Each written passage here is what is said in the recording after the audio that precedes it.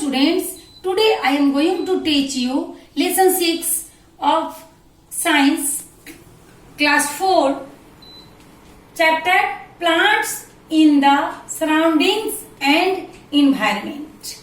Let us focus on the key topics: parts of a plant, second root, third shoot, next parts of a leaf, next function of a leaf, next photosynthesis, next transpiration, and last topic products obtained from plants. Plants play a very important role in our lives. We see many plants around us, either directly or indirectly. Human nutrition is dependent on plants. In this chapter, we will discuss about part of a plant. A plant is divided into two main parts, root and shoot. Plants जो है ये हमें directly and indirectly हमारी जरूरत की सारी सामानों को देता है. ये हमारे लाइफ में इम्पोर्टेंट रोल प्ले करता है. और प्लांट्स के दो पार्ट होते हैं, root and shoot. Let us focus on the figure. Root and shoot. Root the part of the which remains under the soil is called root. Roots जो होते हैं वो सॉइल के इनसाइड में होते हैं, अंदर में होते हैं. और shoot the part of the plant which is above the soil is called shoot. और शूट पार्ट जो होता है वो एबव द सॉइल यानी कि सॉइल के अपर पार्ट में होता है. और शूट में स्टेम, लीव्स, फ्लावर और बर्ड्स ये सारे पार्ट्स जो हैं वो शूट में आते हैं.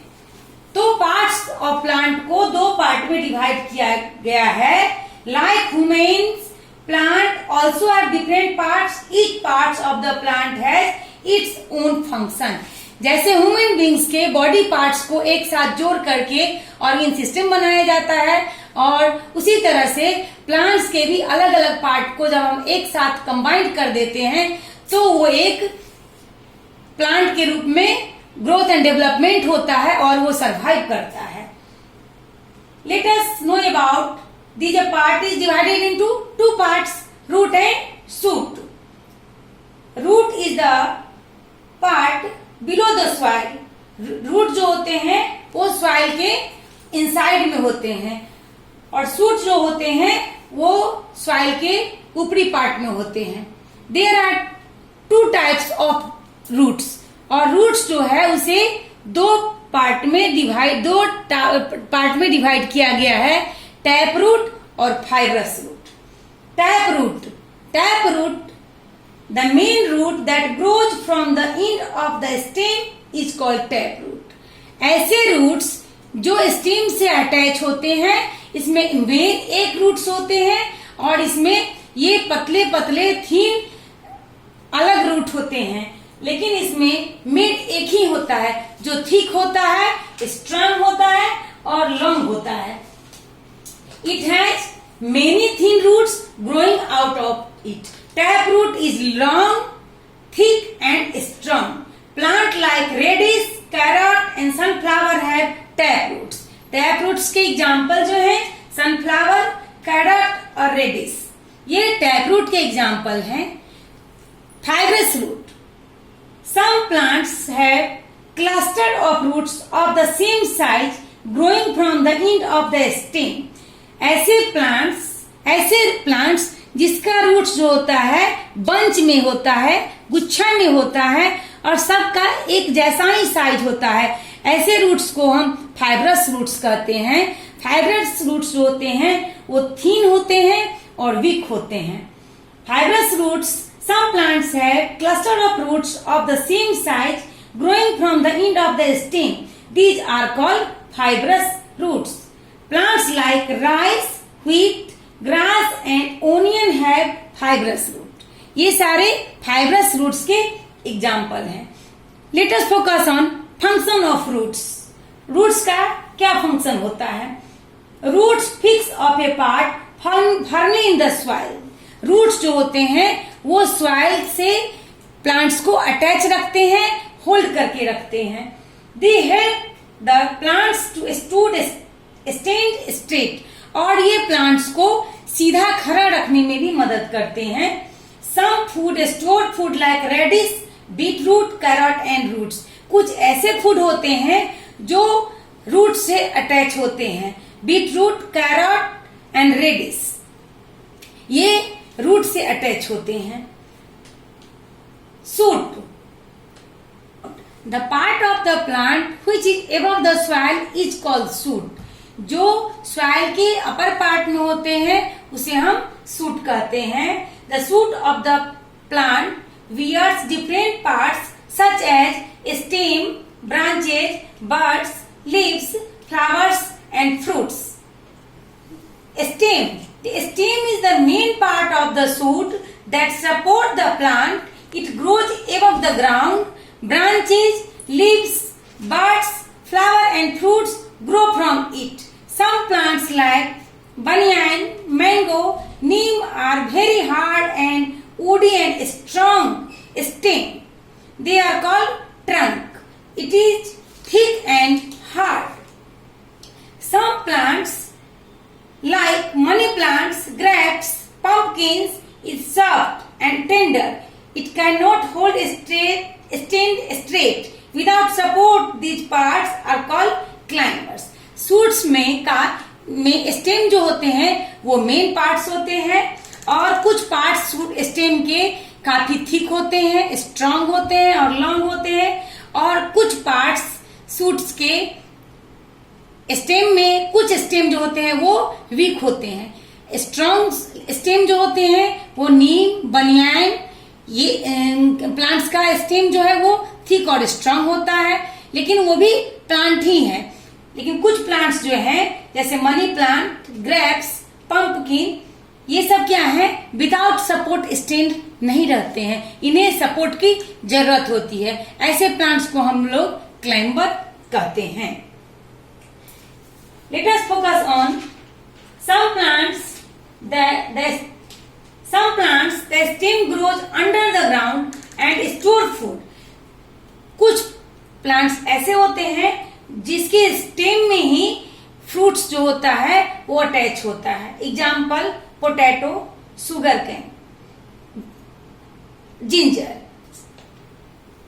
शुगर कैन के स्टेम पार्ट्स को ही हम लोग खाते हैं. Let us focus function of stem. The stem hold the part of upright. Stem जो होता है, the stem hold the plant upright. Stem जो होता है वो प्लांट्स को सीधा खड़ा रखने में हेल्प करता है, अपराइट पोजीशन में स्टैंड रखता है. It bears leaf and flowers. और स्टेम में लिप्स भी होते हैं और फ्लावर भी ग्रो करते हैं. It carries water and minerals from the root to other part of the plant. और प्लांट के रूट से वाटर और मिनरल्स को एब्जॉर्ब करके स्टेम पूरे प्लांट्स में पहुंचाने का काम करते हैं. रूट से वाटर और मिनरल्स को एब्जॉर्ब करते हैं. Parts of a leaf. Leaf are food factory of plant. Leaf are a very important part of a plant. They are various shape and size. Most plants have green leaves. All plants have green leaves because they contain a substance called chlorophyll. Parts of a leaf. There are 5 parts of a leaf: leaf blade, vein, midrib, petiole, apex. Let us focus on the figure. Petiole, stalk, midrib, veins, apex, leaf blade. Petiole. Petiole attached to the stem. Petiole जो होता है वो stem से attach होता है और इसे stock कहते हैं. मिड सेंट्रल लाइन को मिडरिब कहते हैं. थिन वेन को भेंस कहते हैं. टिप पॉइंट को एपेक्स कहते हैं और फ्लैट एंड ब्रॉड पार्ट को लीफ ब्लेड कहते हैं. तो late us focus on leaf blade. The flat and broad part of the leaf is called the leaf blade. Also called lamina. Leaf blade को lamina भी कहा जाता है। यह फ्लैट होता है और ब्रॉड होता है। There are many thin lines on the leaf.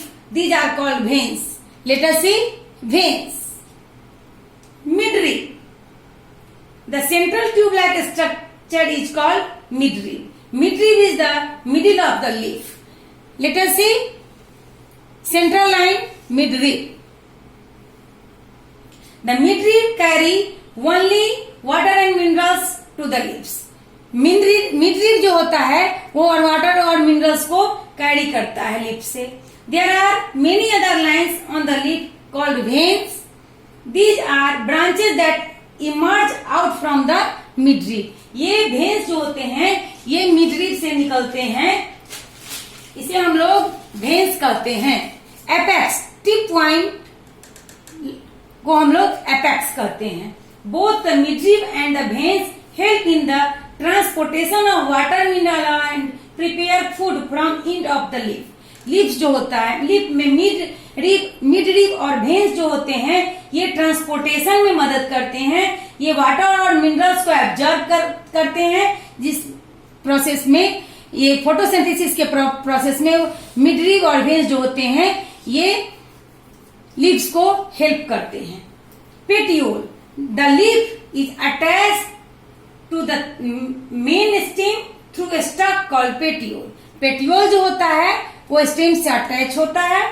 The lower side of the leaf has many tiny holes. They are called stomata. और भेंस में ही स्टोमाटा का टाइनी पोर्स होता है जहां जिसके थ्रू लीफ जो है वो ब्रीथिंग करते हैं। और फोटोसिंथेसिस के प्रोसेस में भेंस का इंपॉर्टेंट रोल होता है। Chlorophyll. All plants have green leaves because they contain a substance called chlorophyll. जितने भी प्लांट्स होते हैं उसके लीव्स ग्रीन होते हैं, जिसके थ्रू प्लांट्स होते हैं वो अपना फोटोसिंथेसिस का प्रोसेस करते हैं। विदाउट ग्रीन पिगमेंट फोटोसिंथेसिस का प्रोसेस नहीं होगा। इस ग्रीन पिगमेंट को हम लोग क्लोरोफिल कहते हैं। Stomata, the lower side of the leaf has many tiny holes. These are called stomata. Veins के अपर पार्ट में क्या होता है, टाइनी पोर्स होता है जिसे हम लोग स्टोमाटा कहते हैं, जिसके थ्रू लीफ जो है गैस का एक्सचेंज करता है, आदान प्रदान करता है, कार्बन डाइऑक्साइड लेता है और ऑक्सीजन को रिलीज करता है। A leaf perform the following function for plants. और लीव्स जो होते हैं वो अलग ढंग से फिर अपना फोटोसिंथेसिस का प्रोसेस करते हैं। अभी तक मैं आप लोग को इस वीडियो में parts of plant, root, shoot, parts, function of root, function of shoot, parts of leaf के बारे में बताए हैं। Rest topics we will focus on next video. I hope all of you understood lesson 6. Thank you.